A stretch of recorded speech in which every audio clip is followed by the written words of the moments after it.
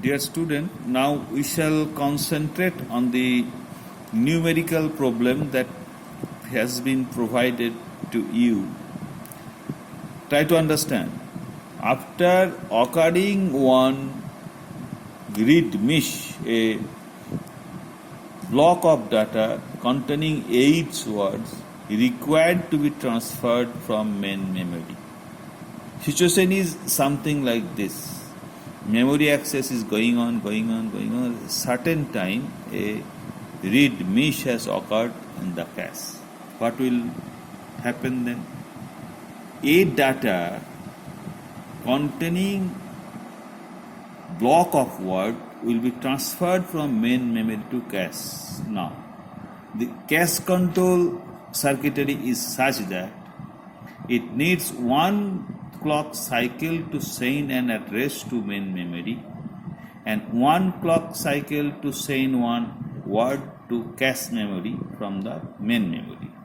And the first word be transferred in 8 clock cycle. Subsequent word will be transferred with 4 cycles. Suppose the main memory is constituted of one single module. So the total access time is 1. This 1 is for to send an address that I told you. The cache circuitry is such a way that it needs one clock cycle to send an address to main memory. This one clock cycle is to send an address to main memory. This 8 cycle is required to transfer the first word. So a total block contains 8 words. So first block is transferred with 8 cycle. The remaining 7 blocks will be transferred now. Each remaining block will take 4 cycles. So 7 block will take 7 into 4 cycles. And one cycle is to send one data from main memory to cache. So the total cycle time is 1 plus 8 plus 7 into 4 plus 1 equal to 38 cycle.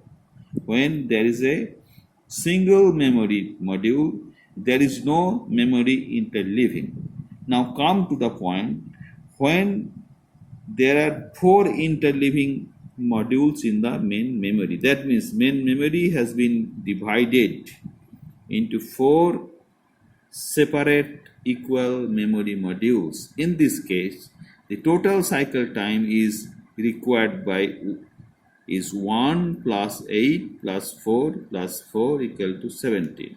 This one is to send one address from to main memory. This 8 cycle is to access the first word in the memory module. When the starting address arrives in the module, all 4 modules begin accessing the required data. Try to understand. When the starting address arrives in the memory module, all these four modules begin accessing the required data. So within this 8 cycle, the 4 data are transferred. 4 data are loaded into data buffer register, and within the next 4 cycle, from the 4 modules, 4 words will be loaded in the data buffer register parallelly. In the 4 modules, the 4 words will be loaded in their data buffer registers. I told you that it takes 1 cycle time to transfer one address from main memory to cache. So in the 4 modules, there are 4 data buffer registers containing the 4 desired data. So it will take more 4 cycles to send the data from data buffer register of each modules to the cache.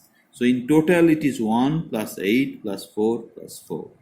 These 8 is parallelly 4 module will send one address. This 4 is for the rest 4 words. So it will transfer 4, it will transfer 4 with 8 words of a block will be transferred within this 8 clock cycle and 4 clock cycles. Now the advantage is this. Now the advantage is this. The advantage is this result in both transfer, both faster access to block of data and higher average utilization of memory system as a whole. To implement the interleaved structure, there must be 2 to the power k modules.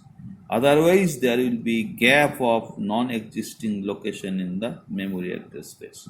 So 2 to the power k modules. The number of modules should be in the power of 2. That concludes the. So the main interesting point is that in case of non-interleaving, it takes 38 cycles to send one block of data. One block of data here contain 8 words. And in case of 4-way memory interleave, it takes 17 cycles to transfer a block of data. It is almost more than double.